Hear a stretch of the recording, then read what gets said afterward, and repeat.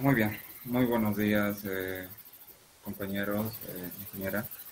A mí me tocó exponer la cápita 2.6, curvas de solubilidad. Antes de entrar en tema, hay algunos conceptos que quizás deberíamos tomar en cuenta. Acá tenemos los conceptos de entalpía, calor, entalpía negativa y entalpía positiva. ¿Qué es entalpía? La entalpía es calor liberado o absorbido a presión constante, es decir, que la presión no cambia. ¿Qué es calor? Es energía que se manifiesta debido al aumento de la temperatura. ¿Y de cómo surge esta energía? Pues esta energía surge debido a los movimientos vibratorios de los iones o elementos, en este caso en el cuerpo del agua. Que están Víctor Jesús, Víctor, escúchame. ¿Sí? Cuando usted científicamente le acepta todo lo que dice, ¿no ve? Cuando dice I, que es energía. A ver, si yo en términos muy comunes, usuales en la naturaleza, yo le digo, el agua en la naturaleza capta energía. ¿Qué me va a responder? ¿De dónde capta energía el agua en la naturaleza? La tierra en la naturaleza, ¿de dónde capta energía? Del sol, ingeniero. Así de sencillito. ¿No ve? Así de sencillo. Sí. ¿Usted de dónde capta energía como ser humano? De los alimentos. Ingeniero. De los alimentos que ingiere. ¿No ve? El agua no es alimento, no genera calorías, no genera energía. Entonces, como estamos hablando del agua en la naturaleza, ahora yo le digo, ¿qué significa aplicar energía al agua en su casa? ¿Cómo hicieron en su casa? Si quisiera tomar un tecito, ¿qué hace? Yo le digo, aplique la energía. ¿Cuál sería la operación que usted realiza? Bueno, para prepararme un tecito, primero tendría que hacer hervir el agua. Ya, ¿y cómo aplica energía eso? Con el calor, con el fuego. ¿Dónde? ¿Va a sacar al sol, no? No, del fuego prendo la garrafa y la llama. La garrafa si prende se explota, la cocina, señor. Sí, prendo la cocina. Imagínense si prende la garrafa, o sea, desaparece toda su casa. La sí. Cocina. A través de la cocina, usted le va a aplicar energía en forma de calor al sistema. Caldera, agua. Y va a calentar el agua y va a hervir el agua. Pero ya en la naturaleza, ¿quién es el que proporciona energía en forma de calor al agua? El sol. Las aguas de superficie absorben energía, las capas superficiales. Energía en forma de calor. Siempre vamos a hablar energía en forma de calor.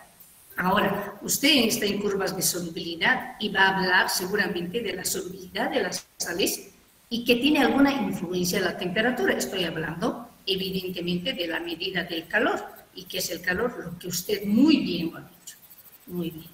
¿Bien? O sea, para no complicarse mucho, para que le entiendan sus compañeros, cuando habla de energía y se va a calentar el agua, está hablando de calentar, de darle fuego al agua. Eso es aplicar energía. ¿No? Sí. Un poco para aclarar, porque después está bien. Bien. Muy amable, ingeniera, gracias. Muy bien. Siguiendo con los conceptos que es entalpía negativa. Teniendo claro el concepto ya de entalpía, que es calor liberado o absorbido, al referirnos a entalpía negativa, nos referimos a calor, al calor liberado.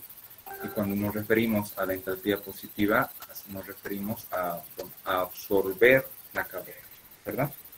Teniendo ya en cuenta estos conceptos, ya profundizamos en el tema y tenemos las siguientes imágenes, ¿no? Donde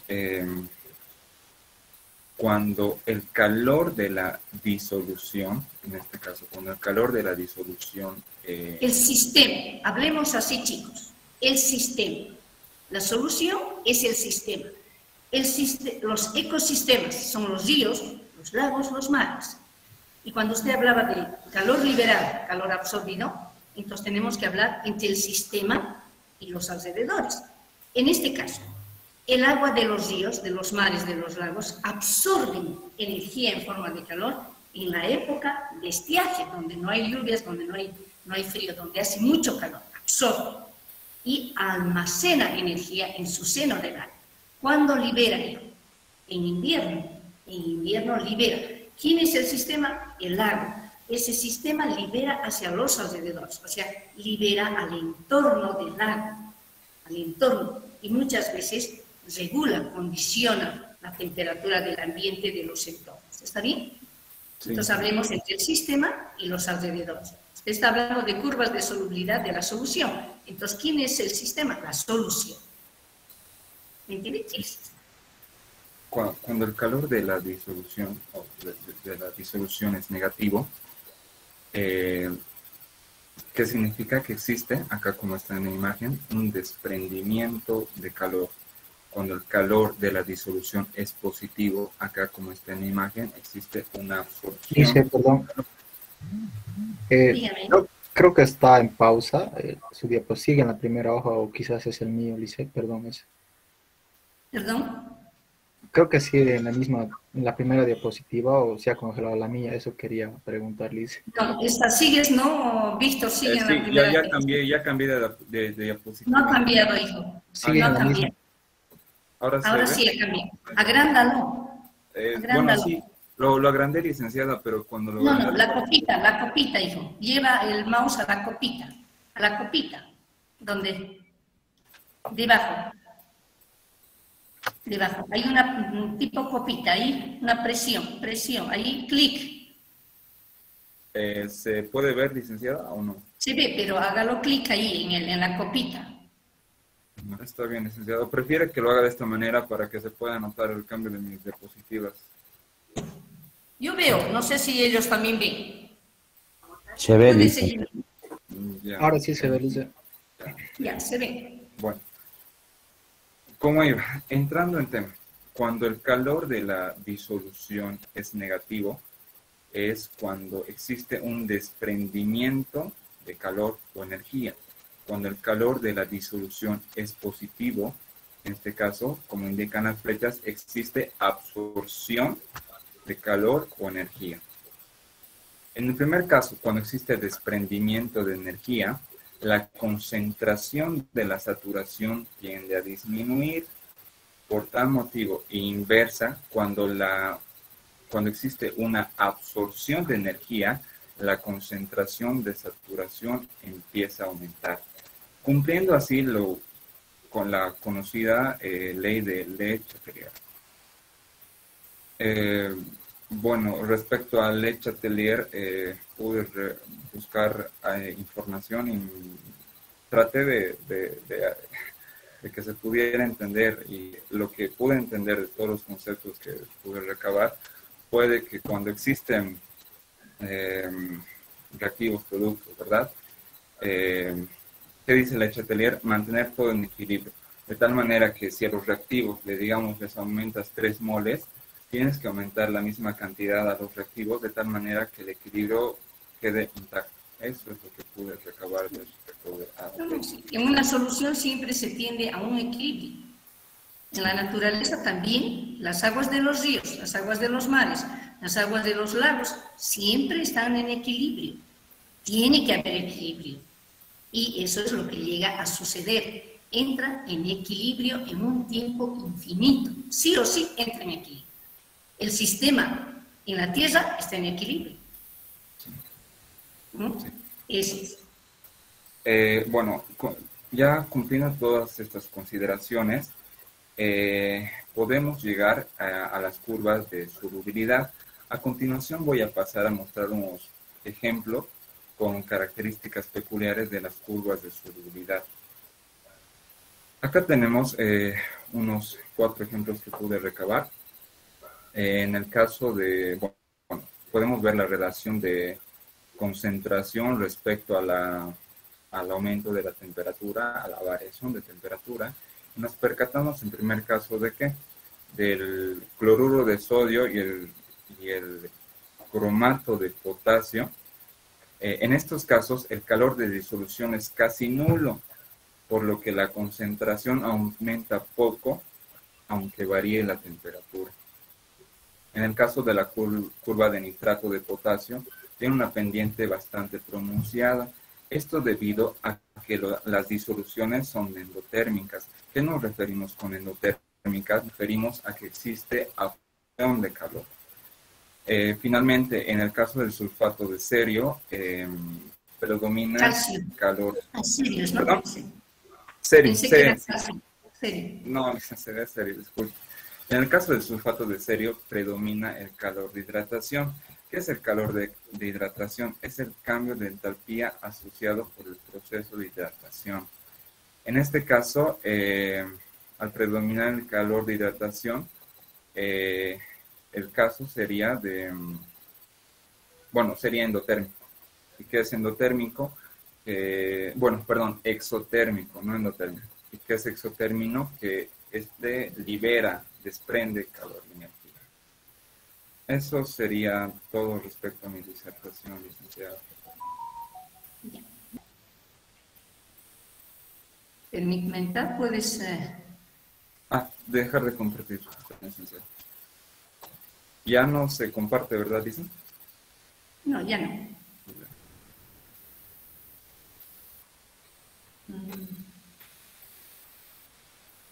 A ver. En sí,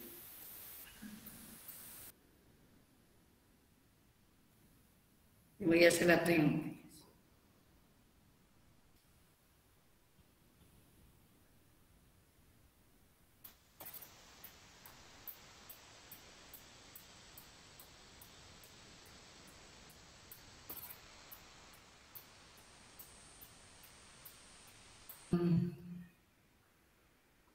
Es que para que yo, una vez que se ha formado la solución, a ver, sobre el mismo tema, a la señorita que ha expuesto esto, ¿en cuántas etapas se realiza la disolución? En 3 etapas, dicen. En 3 etapas, perfecto. ¿Cuál es la primera? Es la separación de las moléculas. Del disolvente es la separación. Después el soluto, esa sería la primera etapa. Después del soluto. ¿Qué es la primera etapa? ¿Cuál es, Lourdes? Es la separación del disolvente. ¿Qué cosas se separan? Eso es lo importante. A las moléculas. Las moléculas de disolvente, la segunda etapa. Es la separación de las moléculas del soluto. Perfecto. ¿Y la tercera etapa? Es la disolución o la solubilidad del disolvente. Pues la formación de la disolución y abscisión. Y es la formación de la solución. Sí, las 2 primeras etapas usted ha dicho que son endotérmicas. Y la tercera etapa ha dicho que es endotérmica o exotérmica. Sí. ¿Sobre qué base usted dice es exotérmica? ¿Sobre qué base dice es endotérmica? A eso me voy, Víctor Jesús. ¿Cuándo es exotérmica? ¿Cuándo es endotérmica? ¿Sobre qué base hablamos? Endotérmica es cuando se aplica la energía, o sea, cuando se calienta. No.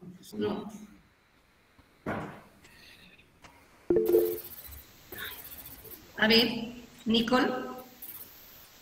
Si la atracción por separado de las moléculas es más fuerte por separado el disolvente y el soluto que de la disolución, es endotérmico, y cuando pasa que las moléculas son más unidas en la disolución, es exotérmico. ¿Es mayor, menor, no más unida? Mayor. Exotérmica cuando es mayor. Mayor. Las fuerzas de interacción entre el disolvente y el soluto respecto del soluto y disolvente. Exacto. Ese es el componente.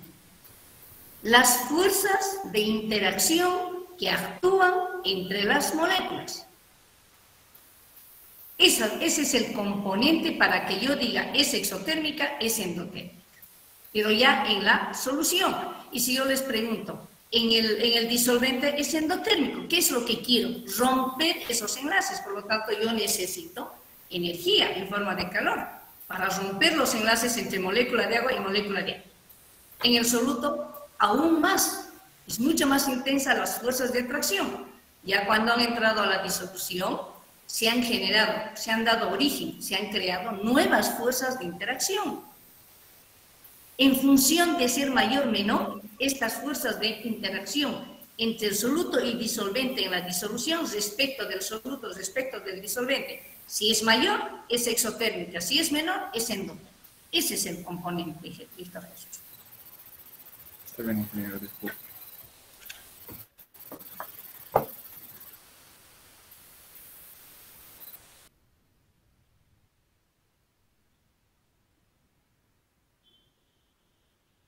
La curva de solubilidad, ¿qué es lo que me determina?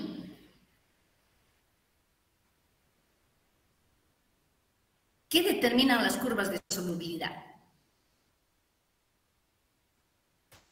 La curva de solubilidad determina la relación de concentración respecto a la temperatura. Puede uno, mediante estas curvas, saber si... No la relación, hijo. ¿Qué me determina eso? En su comprensión, ¿qué me determina? Ya sé que la relación es temperatura versus concentración. Ahora dígame, interpréteme eso. Bueno, podemos hacer que el grado de saturación, bueno, sabemos mediante las curvas el grado de saturación si va a disminuir o aumentar de acuerdo a la temperatura, al aumento de temperatura. Perfecto.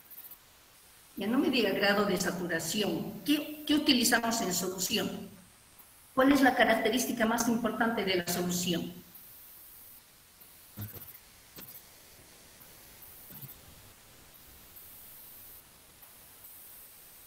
¿Que el soluto se disuelve en el solvente?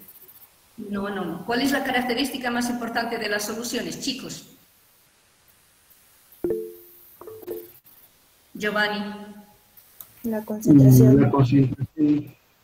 La concentración. Entonces, usted está hablando del grado de saturación. Usted tiene que hablar, dice, la relación es concentración versus temperatura. Entonces, ¿qué me dice eso? Bueno, ¿Qué me determina? ¿Qué me determina la curva de solubilidad? Entonces? La concentración de saturación. No. No puede ser la concentración de saturación.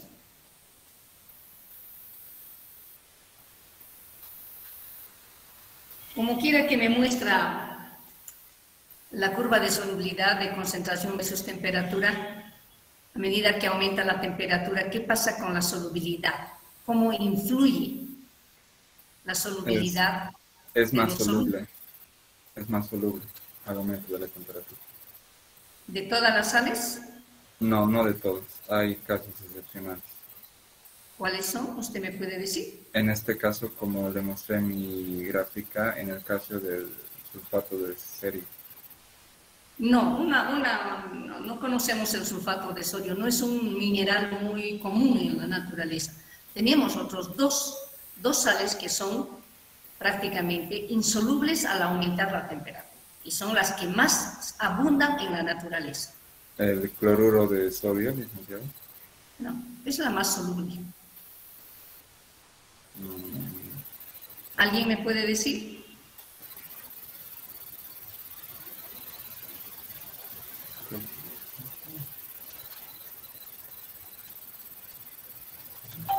La mayoría de las sales aumentan con la solubilidad, o con la temperatura. Su solubilidad aumenta con la temperatura, en una relación directa. A mayor temperatura, mayor la solubilidad de la mayoría de las sales, exceptuando dos sales, el carbonato de calcio y el carbonato de magnesio. ¿Ya está? Ya va. El carbonato de calcio y el carbonato de magnesio son las dos sales que al aumentar la temperatura más bien disminuye la solubilidad. Les voy a dejar estudiando el capítulo 2. Por favor, en este momento ya me han llamado para bajar a la reunión. Les dejo en la sala estudiando el capítulo 2. Voy a retornar para llamarles la asistencia. ¿Está bien? Por favor. Entonces, estudiando el capítulo 2, a todos. Estoy dejando 35 estudiantes. Perfecto, ya. Permiso, jóvenes. Vamos, hija, ya puedes empezar. Ya.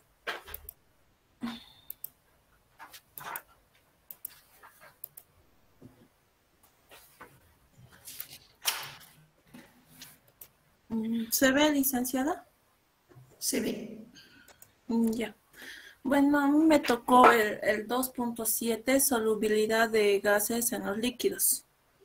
Lourdes, nuevamente, es que no puedo creer que no entiendan. No son alumnos de primer semestre. Vuelvo a hacer la reflexión. O todos empezamos con mayúscula, tienen que empezar todas las palabras con mayúscula. Si eso ya he dicho, hija, y esto le quita a usted. Ay, cierto, me equivoqué. Okay. Es que no es escribir por escribir, hay que escribir. Ahí moléculas de agua está con mayúscula. No, para mí está bien eso. Lourdes, yo quiero que me escriba letra, le he dicho un solo tamaño la letra. Le he dado el número de letra. Todito tiene que ser con mayúsculas.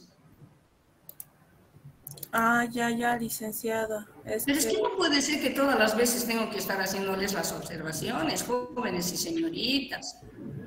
Les he dicho el tamaño de letra, les he dicho que tiene que ser con mayúsculas en sus diapositivas.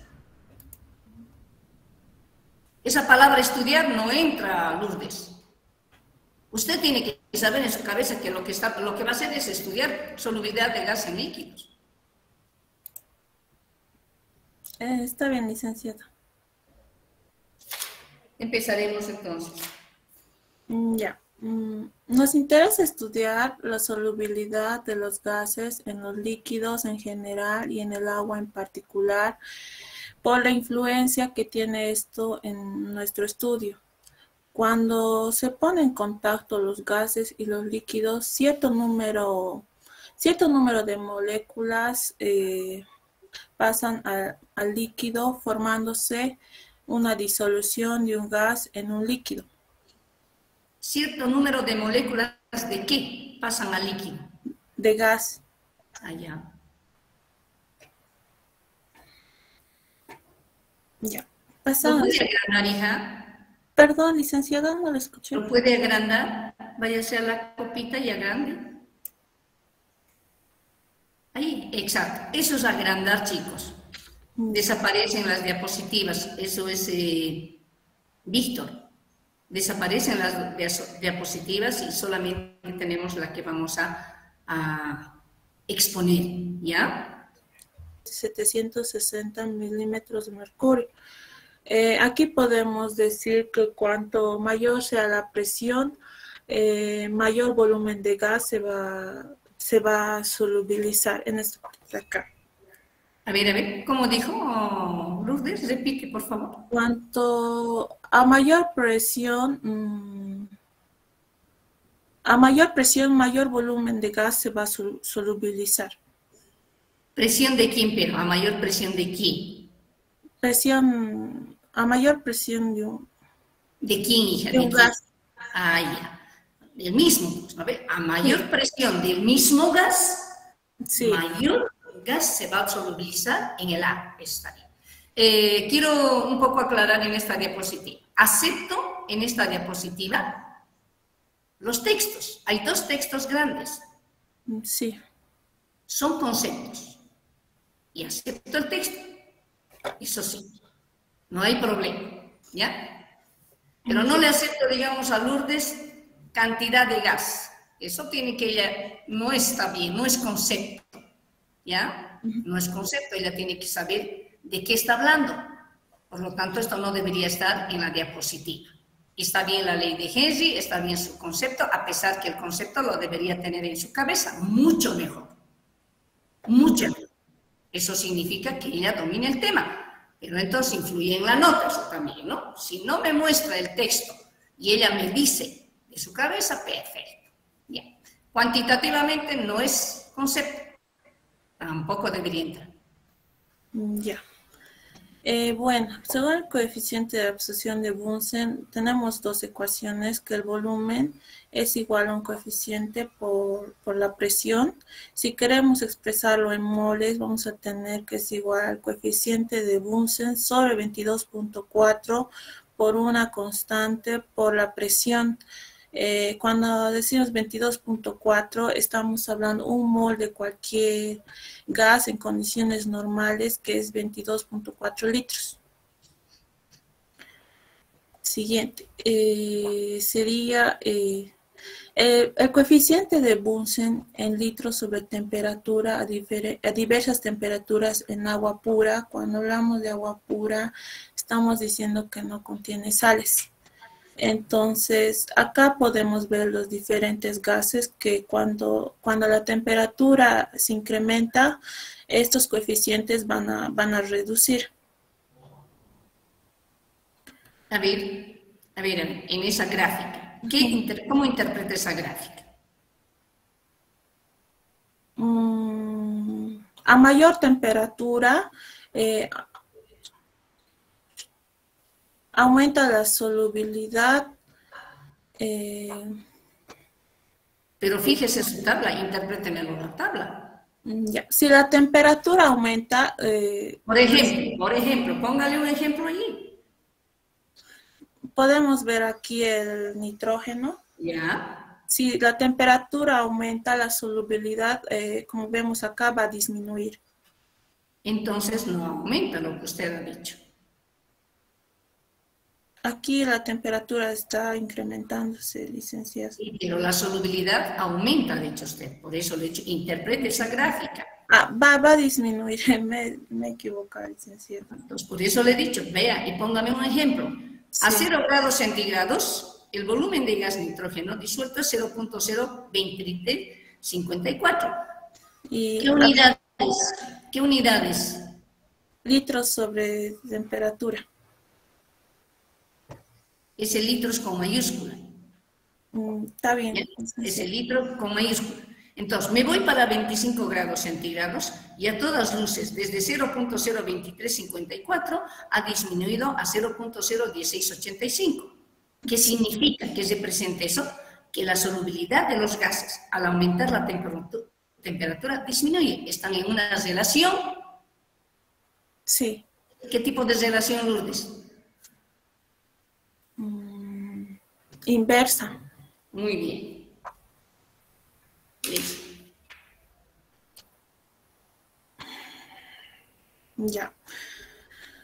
La solubilidad de un gas nos dice que el volumen de un gas disuelto es el volumen de gas disuelto en la unidad de volumen, medidos ambos en la misma temperatura.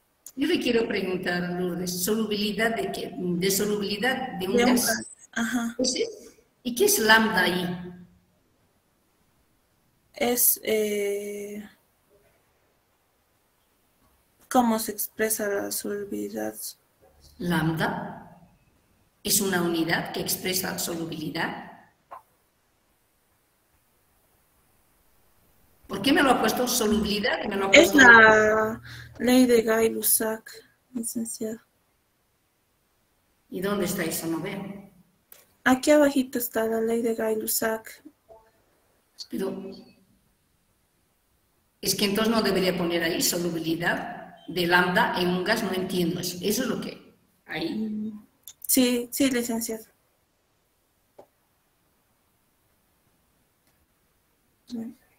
Según la ley de Gay-Lussac, nos dice que con esta ecuación la temperatura nos tiene que dar en grados centígrados.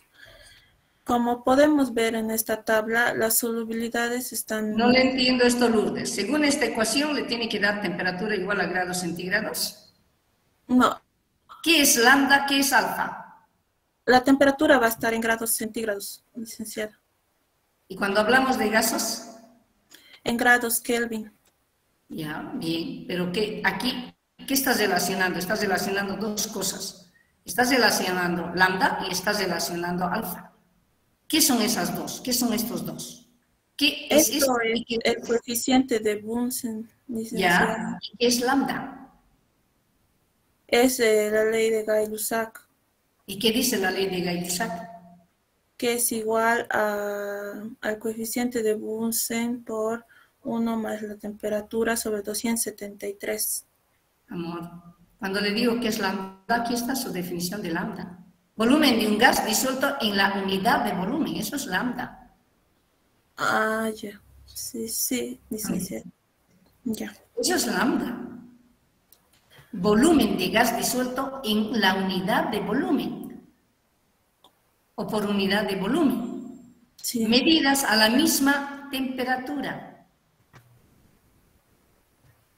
Ya. Seguimos.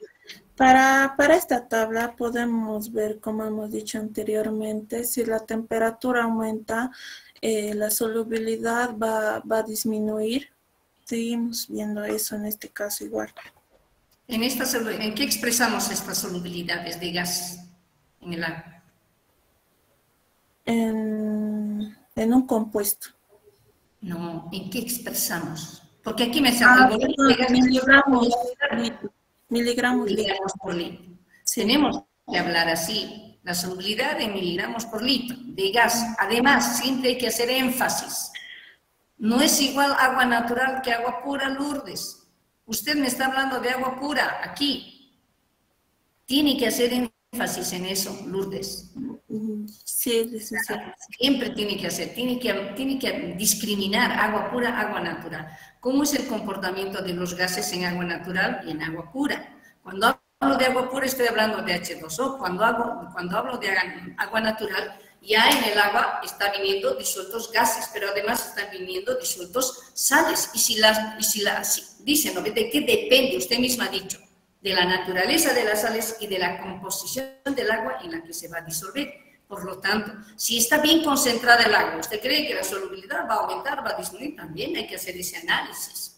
También depende mucho la concentración de sales que va a estar disuelta en el agua para establecer si un gas se va a disolver, no se va a disolver, va a aumentar su solubilidad o va a disminuir su solubilidad. También es importante, ¿ya? Por eso le decía, hay que hacer énfasis en agua pura, agua natural. ¿De qué estoy hablando? Sí, ingeniero. ¿Ya? Ya. La mezcla de gases, en la mezcla de gases la solubilidad es de acuerdo a la ley de Henry Dalton.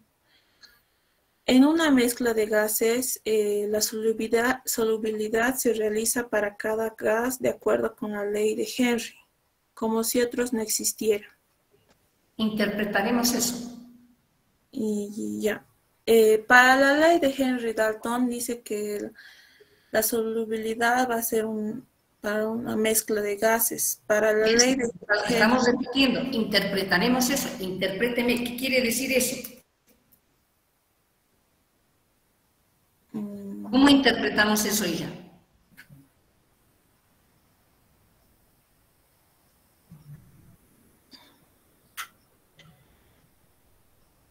Para un compuesto, para una mezcla de dos. Por ejemplo, mezcla de dos, dice, ejemplo, ¿de quiénes? Puede ser dióxido de carbono, sulfuro de hidrógeno. Estamos hablando de aguas residuales. Sulfuro de hidrógeno, está bien, ya. Son los dos gases, ya. Y ahora, ¿qué dice la ley de Henry Dalton? Aquí. Que esa mezcla de gases es... Para que vean ustedes, ahí está, si alguien me lo interpreta esto. En una mezcla de los gases, la solubilidad se realiza para cada gas de acuerdo a la ley de Henry, como si los otros no existieran. A ver, interpréteme, ella me ha puesto un ejemplo. De hecho, dióxido de carbono y sulfuro de hidrógeno. ¿Qué quiere decir esa ley de Henry Dalton?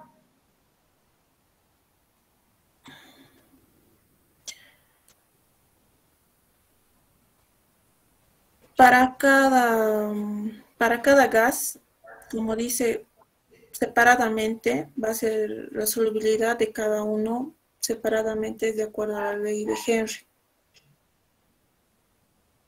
Y la de Henry Dalton va a ser una mezcla de gases. La ley de Henry-Dalton me habla de una mezcla de gases, de la solubilidad en una mezcla de gases. Cuando yo le pido ejemplo, hija, ¿quién me puede decir un ejemplo de una mezcla de gases?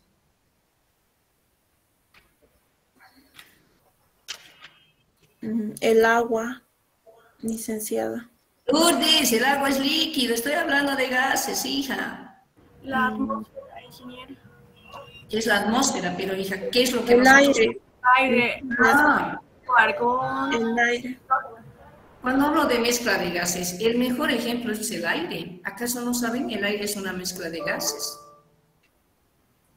Y si yo hablo de la ley de Henry-Dalton en el aire, estoy hablando del nitrógeno gaseoso, del oxígeno gaseoso, del argón, y ahí está el CO2. No es que está mal lo que ella me ha dicho, CO2 y sulfuro de hidrógeno, pero estoy hablando de aguas residuales, de las aguas de alcantarillado donde está el sulfuro de hidrógeno. ¿Qué mejor hablar del aire? El aire es una mezcla de gases. Entonces, en esta mezcla de gases, cada gas se comporta de manera independiente en lo que respecta a la solubilización. Cada gas de manera independiente, sin considerar que está ahí el oxígeno, el argón y el CO2. De manera independiente, como dice la ley, obedeciendo a la ley de Henry. Y la ley de Henry, ¿qué establece? ¿Cuál es la ecuación de la ley de Henry? Lourdes.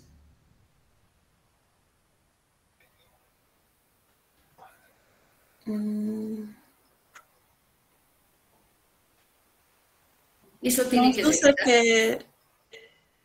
Nos dice que el volumen es igual a la presión, a un coeficiente por la presión.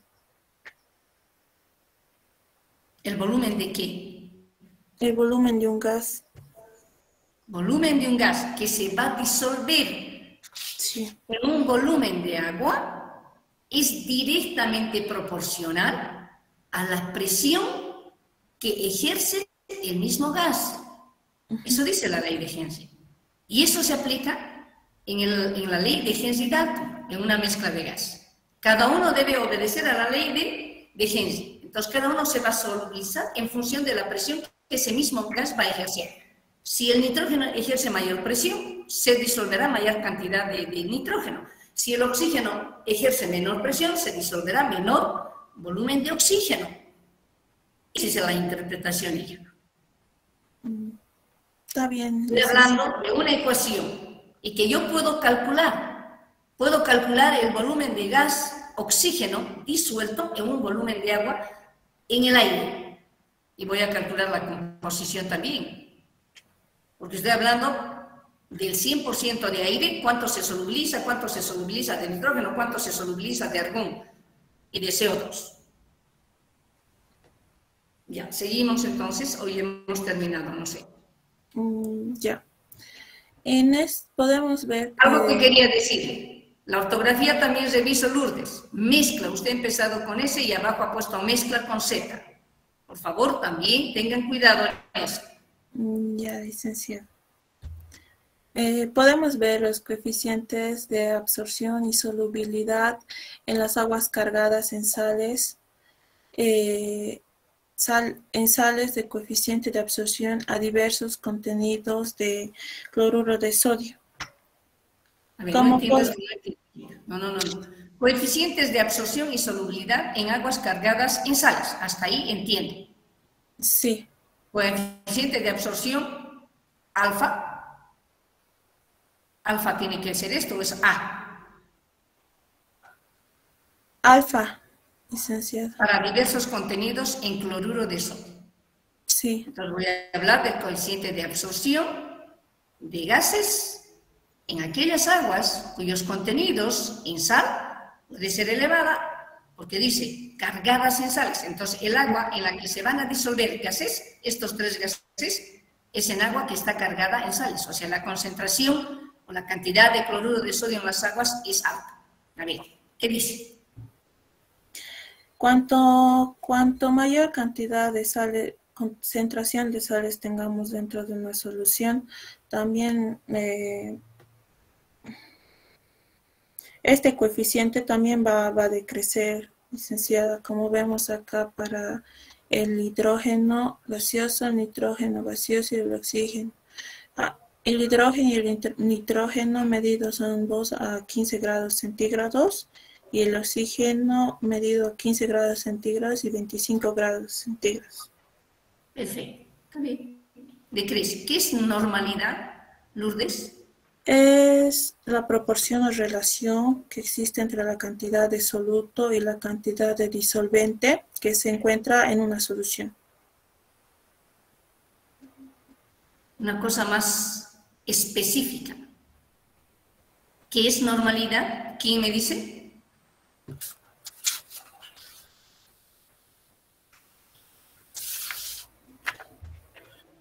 Es una forma de expresar la concentración. Ahora sí. Es una unidad o una forma de expresar la solución. ¿Es una unidad física o química? Física. Física. Ay, no, me está haciendo equivocar a mí también. Es una unidad química. Sí, ya. ¿Qué unidades químicas tiene? Molaridad y normalidad. No vamos a utilizar la normalidad porque ya no es de uso común. La molaridad sí. Lo que usted me ha dicho inicialmente es la definición de normalidad. El número de moles de soluto en 1 litro de solución. Ese es el concepto, la definición de normalidad. Cuando yo le pregunto qué representa, una unidad de expresión, una unidad química de expresión de la concentración, lo que me has respondido. Bien, listo. Eso sería todo, licenciado. Una última pregunta. ¿Qué significa para usted condiciones normales? Cuando se tiene la presión en una atmósfera y la temperatura está a 273 grados Kelvin. 273 grados Kelvin. ¿En qué casos? En condición. No. ¿En qué casos sí? Grados centígrados. A nivel del mar, licenciada. No he dicho a nivel del mar. ¿En qué casos? ¿En caso de líquidos, en caso de gases, en caso de sólidos?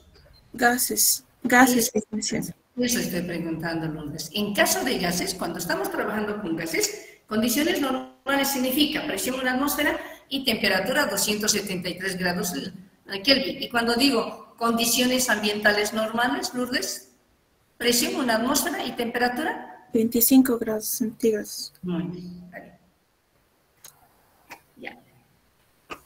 Le va a disminuir sus diapositivas, no me ha hecho caso, eso le va a disminuir. Algunas preguntas que están relacionadas que no has respondido. Entonces también 10 sobre 20 lunes.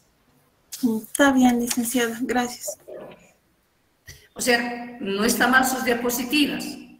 Debería precisarnos un poquito más, hacerlo con mayúscula, como le he dicho, no tener errores. Estaba bien, ¿ya? Gracias, Lourdes. ¿Y me sigue? Mira, ahora tengo Alex. Sí, Liz. Listo. ¿Ya la reunión, por favor? Entonces... Para la siguiente, Licen, disculpe. ¿Qué hora es ahorita? 48. ¿Hasta qué hora tenemos? 11:15. 11:15, Licen. Ya. Les dejo estudiando capítulo 2. Para mañana a las 11 en punto, con todo el conocimiento del estado coloidal, para irnos a la angostura. El material que van a llevar, una botella de, escúchenme, una botella de café del colombiano, esas cuadraditas, o una botella de vidrio, de 1 litro, ¿ya? De 1 litro. No necesitamos más nada, necesitamos todo el conocimiento en la cabeza y les había dicho, ¿qué es lo que vamos a hacer allá? Transparentar el agua. Seguramente alguien va a decir, yo he investigado y debemos utilizar esto para transparentar el agua. Una telita que me tamice, una telita que tamice como tipo filtro, O sea, pueden llevar dos frascos de 1 litro, porque vamos a filtrar, vamos a tamizar. O sea, ya veremos por qué filtramos, etcétera, etcétera. Y ustedes ahí también tienen que saber qué tipo de tratamiento le estamos haciendo a esa agüita. Cuáles son los procesos que involucran el tratamiento. ¿Ok? Eso más tienen que estudiar. Y está ahí en el libro, está en el texto, está en estado coloidal. Entonces, bien, porque voy a hacer primero un cuestionario antes de empezar la parte práctica. Un cuestionario. Todos van a llevar una hojita, su lapicero para hacer el cuestionario y luego entrar a la práctica. Mañana a las 11 en punto les espero, ¿ok? Buenos días, chicos. Váyanse a estudiar el capítulo. Licenciada, disculpen, mañana en punto directamente en Angostura, ¿verdad? Sí, eso hemos quedado, ¿no es así? Eso hemos quedado. ¿Ya? Está bien, gracias. Buenos días, chicos. Gracias por su comprensión. Se salvan los 2 últimos. Dígame, Diego. Solo quería